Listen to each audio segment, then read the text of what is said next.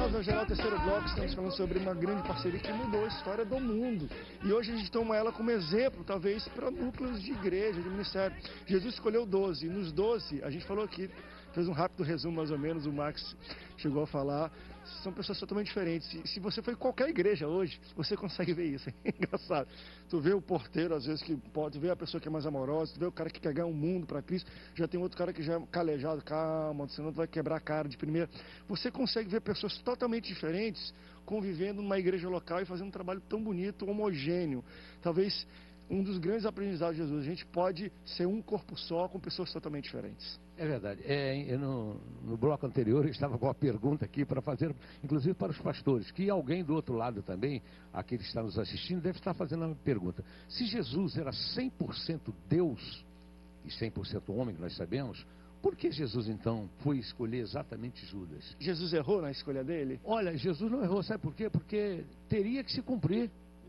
Teria que se cumprir a Escritura. Então, eu quero ler, assim como o pastor leu, eu estava analisando também, eu quero ler o Salmo aqui de número 55. Nós vamos entender, porque teria que se cumprir. Então, esse propósito de Jesus ter chamado Judas é para que se cumprisse a Escritura na sua vida. Diz assim, Salmo 55 diz assim: se o inimigo me insultasse, eu poderia suportar. Se um adversário se levantasse contra mim, eu poderia defender-me. Mas logo você, meu colega, meu companheiro, meu amigo, chegado você, com quem eu partilhava agradável comunhão, enquanto íamos com a multidão festiva para a casa de Deus, aqui está. Aqui está a explicação. Teria que se cumprir. Jesus, naquela hora que ele estava sendo, foi ali, sendo preso, ele chamou Judas de quê? Amigo. Que vieste aqui, amigo. Ele chamou até naquele último momento.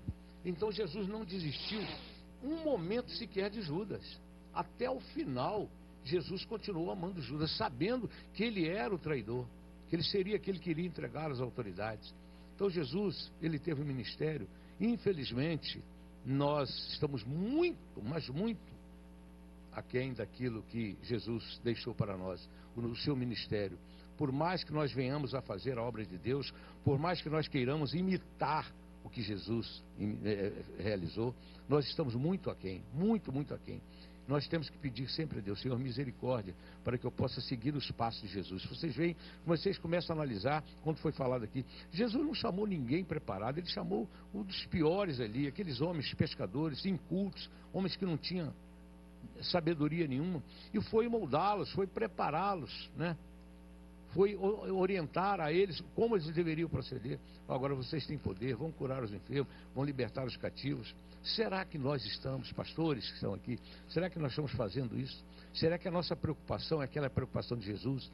Eu vinha comentando com o pastor Paulo, que está conosco aqui, nos visitando. Eu vinha comentando no carro, eu já estou com meus 72 anos, eu estou já, posso dizer, no final de carreira, e eu ainda tenho essa preocupação de levar alguém ao conhecimento para que eles possam prosseguir a obra de Deus, porque um dia eu vou parar, um dia o meu ministério vai ter que parar, eu não sei, pode ser hoje, pode ser amanhã, eu não sei, mas a gente tem que ter essa preocupação. O que é que nós estamos deixando, qual o legado que nós estamos deixando para aqueles que estão nos acompanhando, estão nos assistindo, aqueles que estão aprendendo conosco. Então, todo dia nós aprendemos e temos muito, por isso que eu falei, nós ainda continuamos como discípulos. E aí, assim, não é só, e eu acho que isso não comunica somente a liderança não, mas não é mole, amigo, e lavar pé de gente que te trai, E não é uma traição de, ele me traiu, em vez de fechar o contrato, outra pessoa se fechou, ela roubou dinheiro. É uma traição que levou à morte. Pastor Braz, ainda há pouco Como é que pode, Como é que pode, Falou sobre a expressão de Jesus, que perguntaram para ele, Senhor, até quantas vezes devemos perdoar, enfim. E é verdade, ele disse assim, num dia até 7 vezes e tal. E só no dia. Senhor, aumenta a nossa fé. Quer dizer, na verdade não é fácil. Não é. Mas o chamado, aí a gente entra para uma área, e eu fiquei ouvindo aqui esse decano, que a gente é mais jovem, a gente fica ouvindo pessoas que têm experiência e tal, respeito pelos seus 70 e poucos anos de ministério.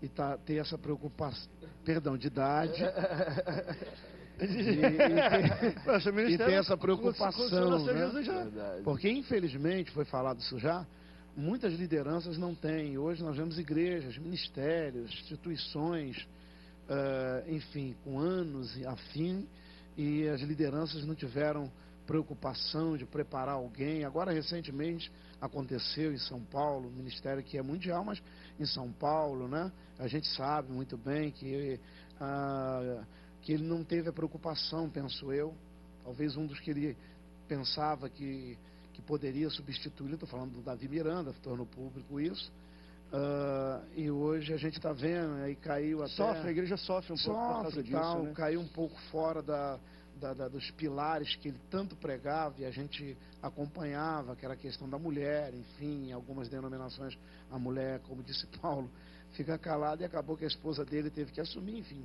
A gente imagina como pode estar sendo levado isso. Na verdade, há de se ter aqui uma preocupação muito grande, falando a todos os pastores que estão agora nos assistindo, sobre nós prepararmos alguém, fazermos discípulo. Aliás, essa foi a ordem de Jesus, né?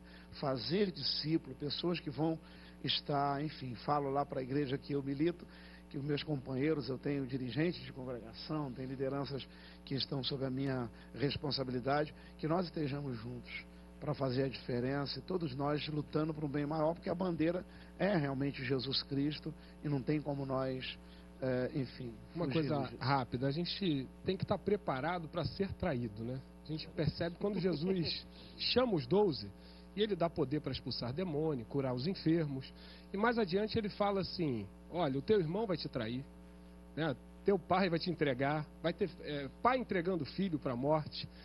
Ou seja, ele vai mostrando que essa situação que para a gente é tão difícil, porque quando você é traído por uma pessoa que você confia, eu já vi pastor, né, num café de pastores, pastor de igreja grande, ele dizer que não aguentou e voltou para uma vida profissional, não aguentou a traição. E você vê que Jesus, já quando chama os 12, ele já está falando, ele vive a traição, e a gente vê o comportamento dele, né, sendo traído. Então isso aí é um ensino para cada um de nós, tá? Judas precisava existir realmente, até para que o pastor entenda que em algum momento da vida ele vai viver a traição, e ele tem que saber como amar até a pessoa que o traiu e não trazer prejuízos para si mesmo e para a igreja. Paulo vai dizer que é necessário que essas coisas aconteçam para que quem é fiel venha se manifestar.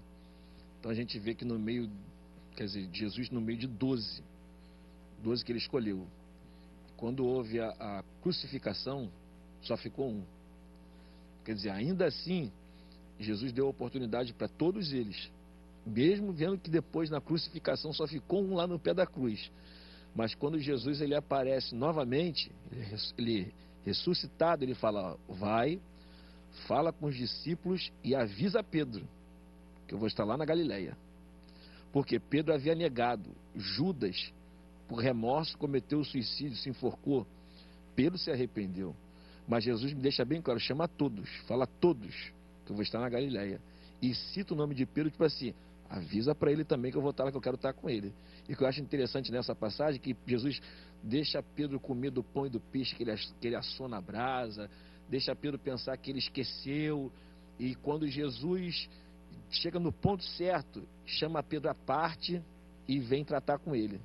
Quer dizer, uma questão até mesmo de deixar o ensinamento o seguinte, que até mesmo se você for traído ou alguém negar você, enfim, não exponha, trate na particularidade, porque não é porque ele fez isso publicamente que você vai ter que também fazer publicamente. Quer dizer, é uma questão de tratamento, porque às vezes a pessoa numa pressão e qualquer coisa... A gente, por exemplo, se fosse de repente eu no lugar de Pedro, tá sentado na beira de uma fogueira e alguém falar assim: eu não te vi com ele, sabendo que eu ia morrer. Será que de repente eu também não negaria? Será que de repente também ela falou: não era eu não, que é isso, não era eu. Então, quer dizer, isso às vezes, a gente não se coloca no lugar de Pedro às vezes. Isso pode acontecer, isso na verdade acontece com a gente quase que todos os dias. quase que todos os dias. A gente nega Jesus em algumas situações, às vezes, depois a gente para, a gente sabe que negou. A gente fica assim, Jesus, me perdoa, tem misericórdia. Ainda que depois a gente chore a noite inteira, mas tem situações que a gente fala assim, meu Deus, pior que passou e eu não me liguei e fiz. Eu falei, agora já era, agora só o arrependimento e a misericórdia agora. É uma lição tremenda, né, que o Senhor Jesus nos ensina dentro desse aspecto, falando com relação a sermos quem somos, a liderança que nós somos ordenada por Deus, porque nós temos que ter mesmo. Às vezes acontece, eu acredito com todos os pastores, a gente tem que tratar de assuntos e você sabe que aquela pessoa que está ali é aquela que mais te difama, enfim. E às vezes as pessoas, teus familiares não entendem, as pessoas mais pobres, mas pode, a gente sabe, está escrachado, enfim, então fica esse legado. Essa lição nós aprendemos com Jesus, que é a lição do amor, mas, enfim. Vamos para um rápido intervalo, daqui a pouco a gente volta para o último bloco desse programa, que eu quero também trazer uma característica do relacionamento deles que eu acho muito, muito interessante para a gente poder falar hoje, que acho que vai falar a maioria das pessoas até que nos escutam. Claro que aqui nós temos pastores que, né, são presidentes de igrejas locais e tudo, mas em algum momento da vida de todos vocês, né, eu já fui dirigente e tinha um pastor e eu passei por tudo. Como numa situação dessa de 12, de grupo, lidar um pouco com uma rejeição ou uma meia rejeição? Por exemplo, imagina dos 12, na hora de escolher alguém, Jesus escolhe Pedro. Não sei se entre eles era a sumidade Pedro. Talvez depois que Jesus foi crucificado, todo mundo entendeu talvez o pecado de todo mundo, falou, caramba, o Pedro é o último que ele vai... Judas não dá mais por questões de mesmo de cometer suicídio, senão talvez Jesus falar, chama Judas também para mim ali. Mas será que alguns deles sentiram, poxa, eu nunca neguei, sempre estive aqui, mas Jesus não me chamou. Eu nunca fui daquele grupinho dos 13. Vocês acham que Jesus tinha que lidar com situações assim? Talvez muitas pessoas estão passando por isso. Estão lá, estão no dia a dia, mas o pastor ainda não olhou para ele não chamou para almoçar em casa, ele não faz parte do grupinho, hoje não foi designado. Mas é interessante que, se a gente vê cada um desses, um foi para a Grécia, outro foi para a Espanha, outro foi para a Itália, cada um teve o seu chamado e desenvolveu isso. Claro que tiveram que lidar com rejeição em um ou outro momento. Como lidar? Às vezes você faz parte de um liderado, como você lidar com uma rejeição? Ou porque o pastor é mais favorável, gosta mais, é mais amigo daquele?